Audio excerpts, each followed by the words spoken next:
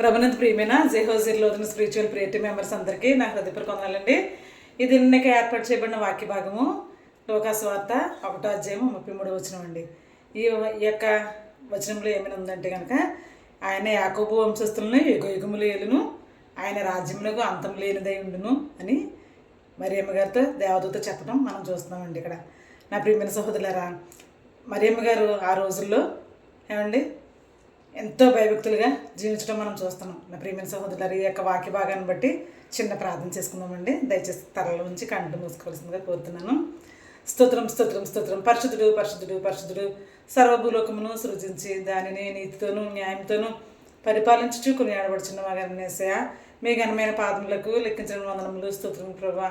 నా తండ్రి, నేను వాక్యం ఉంచిన ప్రతి ఒక్క బిడ్డను నూరంతులుగా దీవించి ఆశీర్వదించి సమస్త ఘనత మహిమలు మీరు పొందుకుంటారని మా కొరకు సిలువలో ప్రాణం పెట్టి తిరిగి లేచిన యేసయ్య పరిశుద్ధ నామమున మిక్కిలి వినయంతో బ్రతిమలాడి వేడుకొనుచున్న మా పరమ తండ్రి, ఆమేన్. ప్రభునందు ప్రియమైన సహోదరి సహోదరులారా, మరొకసారి నా హృదయపూర్వక వందనాలు తెలియజేస్తున్నాను. మనం యేసుక్రీస్తు ప్రభు వారి యొక్క జన్మదిన వేడుకలు మనం ఎంతగానో 22 తారీఖు, 23 తారీఖు, 24, 25 ఈ 4 రోజులు కూడా మనం ఎంతగానో ఘనంగా మనం యేసయ్య జన్మదిన వేడుకలు మనం జరుపుకున్నామండి. నా ప్రియమైన సహోదరులారా, ఇక్కడ ఆ యొక్క యేసుక్రీస్తు ప్రభు వారి యొక్క రాకకు, యేసుక్రీస్తు ప్రభు వారి యొక్క జన్మించడానికి ఒక ప్రధానమైన కారణం ఏంటంటే మనల్ని రక్షించడానికండి. మనం పాపంలో ఉన్న మనల్ని ఆయన రక్షించి తన బిడ్డలుగా స్వీకరించడానికి ఈ లోకానికి యేసుక్రీస్తు ప్రభు వారు రావడం జరిగిందండి. చూడండి, ఇక్కడ లోకాసువార్త 1:33 వచనంలో ఆయన యాకోబు వంశస్థులను యుగయుగములు ఏలును ఏమండి. తర్వాత ఇంకేం చెప్తున్నారంటే ఆయన రాజ్యమునకు అంతము లేనిదే ఉండును, ఆయన రాజ్యం అంతం లేనిదే ఉండునని మరియమ్మ గారు దేవదూత చెప్పటం మనం చూస్తున్నామండి. నా ప్రియమైన సహోదరులారా, మరియమ్మ గారు ఇక్కడ ఎంతో ప్రత్యేకమైన జీవితాన్ని జీవించారండి.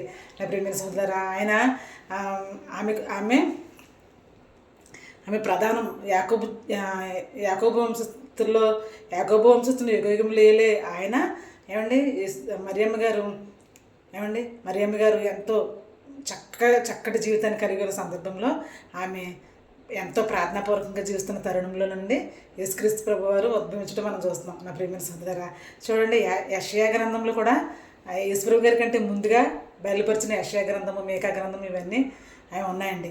అయితే యెషయా గ్రంథంలో చెప్పారు, మనకు ఒక శిశువు పుట్టును, మనకు కుమారుడు అనుగ్రహింపబడును.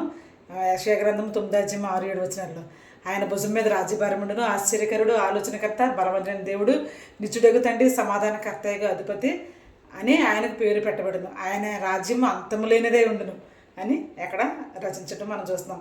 అయితే ఇక్కడ మరియమ్మ గారి జీవితం అయితే ఎంతో భయభక్తులతో నిండుకున్న బిడ్డ అనమాట అండి. అయితే ఆమె అంత భయభక్తులుగా జీవిస్తున్న సందర్భంలో ఆమె ప్రతిరోజు బైబిల్ చదువుకుంటూనే ఉండొచ్చండి కదండి నా ప్రియమైన సహోదరా. అయితే ఆమె ప్రతిరోజు బైబిల్ చదువుకుంటున్న సందర్భంలో ఈ యొక్క యెషయా గ్రంథం చదవలేదంటారా? యెషయా గ్రంథం ఆమె చదివి ఉండొచ్చండి నా ప్రియమైన సహోదరా. యెషయా గ్రంథం 9:6-7 వచనాల్లో ఆమె చదివి ఉండొచ్చు. ఏంటంటే, ఎలాగనగా మనకు శిశువు పుట్టిన, మనకు కుమారుడు అనుగ్రహింపబడును.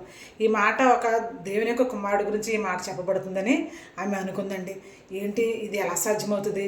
తండ్రి, నా గర్భంలో ఆ బిడ్డ ఉద్భవిస్తే ఎంత బాగుండు అని ఒక ఆశ ఆమెలో ఉండొచ్చు. ఎందుకంటే నా ప్రియమైన సహోదరులారా, తను అంత భయభక్తులు కలిగి జీవిస్తున్న బిడ్డ కనుక ఆ యొక్క దేవుని యొక్క శక్తి ఎట్టుగా ఆమె తెలుసుకున్నది కనుక ఆమె ఎంతో భయభక్తులు కలిగిన జీవితాన్ని జీవిస్తూ ఉన్న సందర్భంలో మరియ దగ్గరికి గాబ్రియల్ అనే దేవదూత రావడం జరిగిందండి. 6వ మాసంలో నజరేతు ఊరిలో, ఇంకా 1:30-32 ఆ వచనాల్లో ఉందన్నమాట, ముందు వచనాల్లో ఉంది. 6వ మాసంలో గలిలయలో నజరేతునకు మరియ దగ్గరికి దేవదూత పంపబడిందండి. దయాప్రాప్తురాల నీకు శుభము అని చెప్పింది నా ప్రియమైన సహోదరులారా. ఇంకా ముందు వచనాలకు వెళ్తే 35వ వచనంలో లోకాసువార్త 1:35 వచనంలో మరియా పరిశుద్ధాత్మ శక్తి నిన్ను కమ్ముకుంది అని చెప్తుంది నా ప్రియమైన సహోదరులారా. పరిశుద్ధాత్మ శక్తి ఆమెను కమ్ముకోవడం వల్ల ఏమండి, ఆమె ఈ యొక్క గొప్ప కార్యాన్ని తన గర్భంలో, ఈ యొక్క గొప్ప శిశువుని ఏమండి, దేవుని కుమారుడిని తన గర్భమందు ఉంచబట్ట మనం చూస్తున్నామండి. మరియమ్మ గారు ఎంతో భయపడుతున్న సందర్భంలో దేవదూత చెప్తుంది, పరిశుద్ధాత్మ శక్తి నిన్ను కమ్ముకున్నానని చెప్తుంది నా ప్రియమైన సహోదరులారా. పరిశుద్ధాత్మ శక్తి కమ్ముకున్న తర్వాత ఆ యొక్క మరియ గర్భంలో యేసుక్రీస్తు ప్రభు వారు ఉద్భవించడం, యేసుక్రీస్తు ప్రభు వారు ఉండడం మనం చూస్తున్నాం నా ప్రియమైన సహోదరులారా. అయితే ఆమె ఎంతగానో సంతోషిస్తుంది, ప్లస్ భయపడుతుందండి. అయితే యాకోబు యోసేపు కూడా యోసేపు ఎంతో నీతిపరుడై ఉన్నాడండి, ఎంతో నీతిమంతుడై ఉన్నాడు. ఆ నీతిమంతుడైన ఆ బిడ్డకు మరియ ప్రదానం చేయబడింది. లోకస్వార్త 1వ అధ్యాయము 29, 30 వచనాల్లో ఉంది కదండి. ఆమె యోసేపునకు ప్రదానం చేయబడింది నా ప్రియమైన సోదరులారా. అదే ఒట్టిగా ఉన్న మరియకు అండ్ ప్రదానం చేయకుండా ఒట్టిగా ఉన్న మరియకు యేసుప్రభు గారు పుడతారని దేవదూత చెప్తే ఇంకెంత భయంకరంగా ఉందో చూడండి. కానీ ఇక్కడ దేవుని యొక్క ప్రణాళిక ఆ విధంగా ఉందండి. దేవుడు ఈ లోకానికి రావడం కోసం ఎవరిని ఏర్పాటు చేసుకున్నాడు చూడండి. నీతిమంతుడైన యోసేపుని ఏర్పాటు చేసుకున్నాడు.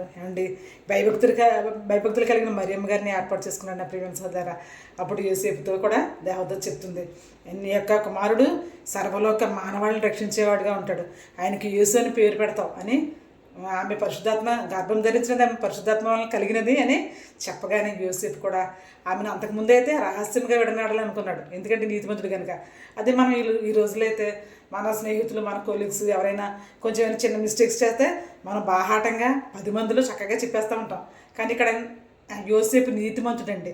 నీతిమంతుడు కనుక ఏమనుకుంటున్నాడంటే రహస్యంగా మరియను విడనాడాలనుకున్నాడు. అయితే దేవుని యొక్క దూత యొక్క నీతిమంతుడైన యేసేపు కూడా చెప్పిందండి, ఆమె పరిశుద్ధాత్మ వలన కలిగినది, ఆమె యొక్క గర్భం పరిశుద్ధాత్మ వలన కలిగినది కనుక మరియను చేర్చుకుంటే మేము ఏమాత్రం కూడా సందేహపడొద్దని దేవదూత చేత బోధింపడిన వాడే యొక్క యోసేపు మరియమ్మ గారిని డెలివరీ అయ్యే వరకు, యేసుక్రీస్తు ప్రభువారు పుట్టే వరకు కూడా యేసుక్రీస్తు ప్రభువారిని పెంచి ఆయనకి సిలువ అప్పగించి ఆయన మరణించి తిరిగి లేచే వరకు కూడా యోసేపు మరియను చక్కగా సేకరించడం మరియుతో ఉండడం మనం చూస్తున్నాం ప్రియమైన సోదరులారా. చూడండి, అలనాడు అనేక మంది బైబిల్లోని స్త్రీలు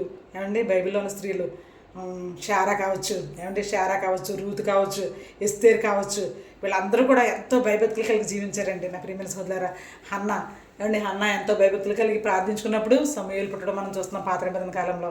అలాగే క్రొత్త నిబంధన కాలంలో కూడా క్రొత్త నిబంధన కాలంలో ఎలిజబెత్ నా ప్రియమైన సోదరులారా, ఎలిజబెత్ మళ్ళీ ప్రవక్త్రి అనే అన్న, సిమియోన్ దగ్గర ఉండే అన్న యాజకురాలు, ఆమె 85 ఏళ్ల ఒక వయసులో ఉన్నప్పుడు తను ఈ అన్న ఏం చేస్తుందంటే యేసుక్రీస్తు ప్రభువారి యొక్క రాక కొరకు ఎదురు చూస్తుందండి.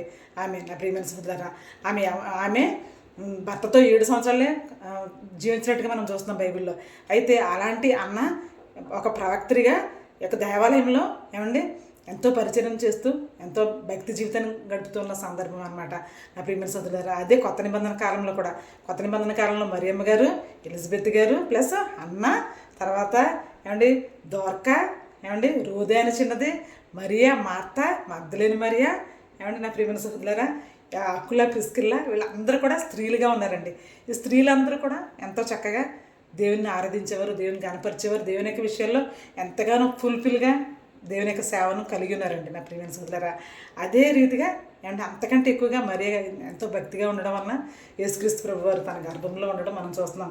పరిశుద్ధాత్మ శక్తి ఆమెను కమ్ముకున్నప్పుడు ఆమె యేసుక్రీస్తు ప్రభువారిని తన గర్భం అందించుకుందండి. అయితే ఇక్కడ దేవదూత చెప్తుంది కదా, లాస్ట్ వీక్ మనం చెప్పుకున్నాం. దేవదూత చెప్తుంది, నీ యొక్క సహోదరి అయిన ఎలిజబెత్ ఉంది ఆ ఊర్లో కొండ ప్రాంతంలో, తను ఇప్పుడు తనకి 6వ మాసం అని చెప్తుంది.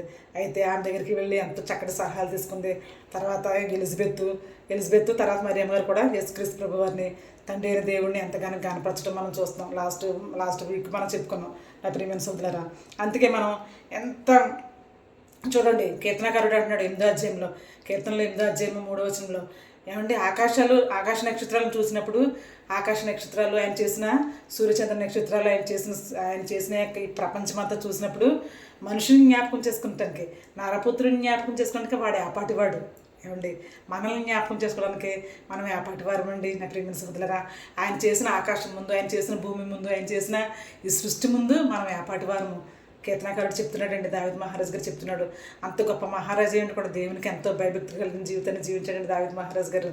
ఆయన కీర్తనలో 8వ అధ్యాయం 3వ వచనంలో చెప్తున్నారు, నీవు నరపుత్రుని జ్ఞాపకం చేసుకున్నట్టు వాడు ఏపాటివాడు, మనల్ని జ్ఞాపకం చేసుకోవడానికి మనం ఏపాటివారు అండి నా ప్రియమైన సోదరులారా. అయినప్పటికీ దేవుడు మనల్ని జ్ఞాపకం చేసుకున్నాడు. ఆనాడు ఏదైనా తోటలో ఆదాము అవ్వ ఆజ్ఞాత క్రమాన్ని పాపంగా చేసినప్పుడు వాళ్ళు చావుకి శిక్షకు లోనైన శరీరాలను వాళ్ళు తిరిగి పొందుకున్నారండి. ఆయన మహిమ శరీరం ఇస్తే అది పోగొట్టుకున్న వాళ్ళు ఏమండి పాప శరీరాన్ని వాళ్ళు కలిగి ఉన్నారు. అయితే ఆజ్ఞను అతిక్రమించి పాప శరీరాన్ని పొందుకున్నారు. అప్పుడే యేసుక్రీస్తు ప్రభు వారు ఏమండి ఈ లోకానికి రావడానికి తండ్రి అయిన దేవుడు అనుమతించి ఏమండి ఆయన రిక్తునిగా పశువుల పాకలో అతి దీనమైన జీవితాన్ని ఆయన జీవించడానికి మానవాళ్ళనే అది ఆస్కారమైందండి. నా ప్రియమైన సోదరులారా, మనం చేసిన పాపాల వలన, మనం చేసిన ఈ పనికి వలన ఆ యొక్క అజ్ఞాతి క్రమాన్ని మనం ఏదైతే చేస్తున్నామో దాని గురించి యేసుక్రీస్తు ప్రభు వారు పశువుల పాకలో ఉద్భవించడం మనం చూస్తున్నాం. నా ప్రియమైన సోదరులారా, ఏమండి చాలాసార్లు మనం బిఫోర్ లాస్ట్ వీక్ చెప్పుకున్నాం. మనం జ్ఞానులైన వారు బంగారము బోళము సాంబ్రాన్ని తెచ్చి ఉన్నారండి. నా ప్రియమైన సహోదరా, తెచ్చి యేసుక్రీస్తు ప్రభు వారిని ఎంతగానో స్తుతించారు, పూజించారు. ఏమంటే నేల మట్టుగా వంగి వాళ్ళు నమస్కారం చేశారు. ఏమంటే నా ప్రియమైన సహోదరు, మనం ఇప్పుడు కూడా అంత జ్ఞానులైన వారే, ఖగోళ శాస్త్రం తెలిసిన వారు, ఎంత గొప్ప పండితులే యేసుక్రీస్తు ప్రభు వారిని వెతుక్కుంటూ వచ్చారండి. మనమైతే దేవుని యొక్క సన్నిధానానికి వెళ్ళడానికి మనం ఎంతగానో ఆలోచిస్తున్నాం. నా ప్రియమైన సహోదరులారా, యేసుక్రీస్తు ప్రభు వారి యొక్క రాజ్యం అంతం లేనిదే ఉండను. ఆయన యుగయుగములు వెళ్తాడండి మనల్ని. నా ప్రియమైన సహోదరులారా, అట్టి యుగయుగములు యొక్క రాజ్యంలో మనం వారసత్వాన్ని కలిగి ఉండాలంటే ఈ లోకంలో ఉన్న ఈ భయంకరమైన జీవితాన్ని, పాప జీవితాన్ని మనం విడిచిపెట్టి ఏమంటే తండ్రి అని మనం నోటితో ఒప్పుకుని, యేసుక్రీస్తు ప్రభువారిని మనం నోటితో ఒప్పుకొని మన పాపాలు విడిచిపెట్టి ఆయన మన సొంత రక్షకంగా అంగీకరించినప్పుడు ఆయన మనల్ని తన బిడ్డలుగా స్వీకరిస్తారండి. నా ప్రియమైన సహోదరులారా, చెప్తున్నాడు దావీదు మహారాజు చెప్తున్నాడు 100వ దావీదు కీర్తనలో, మనము ఆయన మేపిడి గొర్రెలము. ఏమండి కృతజ్ఞతార్పణలు చెల్లించుచు ఆయన గుమ్మంలో ప్రవేశించండి, కీర్తనలు పాడుచు ఆయన ఆవరణలో ప్రవేశించండి, ఆయన స్తుతించుడు, ఆయన ఘనపరచుడి. యెహోవా దయాళుడు, ఆయన కృప నిత్యముండును, ఆయన సత్యం తరతరంలో ఉండును. నా ప్రియమైన సోదరులారా, అట్టి యొక్క తరతరంలో ఉండే సత్యాన్ని, తరతరంలో ఉండే రాజ్యాల్లో మనం ప్రవేశించాలంటే ఈ లోకంలో ఈ యొక్క చాలా షార్ట్ పీరియడ్లో ఉన్న ఈ యొక్క జీవితంలో మనం దేవుని కలిగి ఉండాలండి. నా ప్రియమైన సోదరులారా, చూడండి, అనేక మంది భక్తురాళ్ళు ఏమండి, అనేక మంది భక్తులు యేసుక్రీస్తు ప్రభువారిని తమ సొంత రక్షకంగా అంగీకరించారండి. నా ప్రియమైన సహోదరులారా, ఏమండి ఎస్తేరు తన జనాంగాన్ని రక్షించుకుందండి. రూతు తన వంశంలో నుంచి బోయజుని తన వివాహం చేసుకున్న తర్వాత, తను భర్తను పోగొట్టుకున్న తర్వాత రూతు తన అత్తగారిని హత్తుకుని యొక్క బెత్లెహేంలో ప్రవేశించింది. తర్వాత బోయజుని వివాహం చేసుకుంది. బోయజుని వివాహం చేసుకుంది. బోయజు వంశంలో నుంచి ఓబేద్య నుంచి యెషయ కుమారుడి నుంచి దావీదు మహారాజు గారు పుట్టాడు.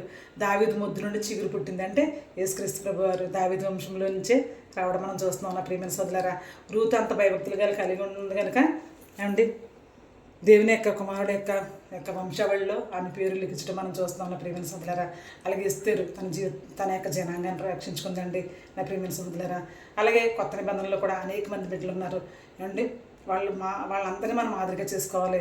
తర్వాత యేసుక్రీస్తు ప్రభు వారు మన కొరకు ఈ లోకానికి వచ్చి తాను రిక్తంగా చేసుకుని అండ్ భయంకరమైన శిలువ మరణాన్ని అనుభవించారండి. ఆయన పుట్టుక ఎంతో చిత్రమైతే అండి ఆయన యొక్క మరణం అంతకంటే విచిత్రమైందండి. ఏమన్నా ఆయన ప్రేమ ఎంతో విచిత్రమైంది. దేవుడు లోకమును ఎంతో ప్రేమించను కాగా ఆయన తన అద్వితీయ కుమారుని అందు విశ్వాసం నుంచి ప్రతివాడు నశింపక నిత్యజీవం పొందినట్లు ఆయనను అనుగ్రహించను. ఏమండి యోహాను సువార్త 3:16 ఉంది. అందుకే దేవుడు మనల్ని ప్రేమించి తన కుమారుని మనకు అనుగ్రహించారు కనుక మనం ఇప్పుడు కూడా దేవుని యొక్క వాక్యాన్ని తూచా తప్పకుండా మనం పాటించేవారిగా ఉందామండి. దేవుని సన్నిధానానికి వేగిపడి వచ్చేవారిగా ఉందాం, దేవుని స్తుతించేవారిగా ఉందాం. ఏమన్నా ప్రియమైన సోదరులారా, ఇదిగోండి చెప్తున్నాడు దేవుడు. ఏమంటే 2వ కొరింథీయులకు రాసిన పత్రికలో చెప్తున్నాడు, ఇవిగో నూతన సృష్టి, పాతవి గద్దించును, ఇవిగో సమస్తమును కొత్తవైను. అంటే మన యొక్క జీవితం పాతదైతే గతం గతహ అండి. ఇప్పటి వరకు మనం జీవించిన జీవితంలో అనేకమైన పాపాలు చేసి మనం ఉండవచ్చండి. ఎందుకంటే మనం చాలా పుట్టుకతోనే పాపులుగా మనం ఉన్నామండి. నా ప్రియమైన సోదరులారా, అందుకే మన పాపాలను ఆయన సన్నిధిలో విడిచిపెట్టి నూతనమైన జీవితాన్ని మనం జీవించలాగిన ఏమండి ఆయనకు ఇష్టమైన జీవితాన్ని జీవించే భాగ్యాన్ని మనం కలిగి ఉండాలండి. నా ప్రియమైన సోదరులారా, లోక సువార్త 2:14 సర్వోన్నతమైన స్థలంలో దేవునికి మహిమయు ఆయనకి ఇష్టమైన మనుషులకు భూమి మీద సమాధానం కలుగునుగా కానీ దేవునికి స్తోత్రం చేయుచుండిరి. ఎవరండి? దేవదూతలు. నా ప్రియమైన సోదరులారా, అట్టి ఇష్టాన్ని మనం కలిగి ఉన్నప్పుడు మనకి సమాధానము శాంతి ఎల్లప్పుడూ కూడా మన జీవితకాలం అంతా ఉంటుందండి. ఏమన్నా ప్రియమైన సోదరులారా, యాకోబు వంశస్థులను దేవుడు తరతరాలు ఏలినంట, ఆయన రాజ్యం నిత్యము నిలుచునని మరియమ్మ గారితో దేవదూత చెప్పడం మనం చూస్తున్నాం. ఆ నిత్యమైన రాజ్యంలో మనం ప్రవేశించాలంటే మరియమ్మ గారు ఏ విధంగా అయితే భయభక్తులు కలిగి జీవించారో అట్టి భయభక్తులు కలిగిన జీవితాన్ని మనం అందరము ఏమండి మరియమ్మ గారు ఏ విధంగా అయితే భయభక్తులు కలిగి జీవించారో అట్టి భయభక్తులు కలిగిన జీవితాన్ని మనం అందరం జీవించలాగిన పరిశుద్ధాత్మ దేవుడు మనల్ని దీవించి ఆశీర్వదించిన గాక ఆమేన్.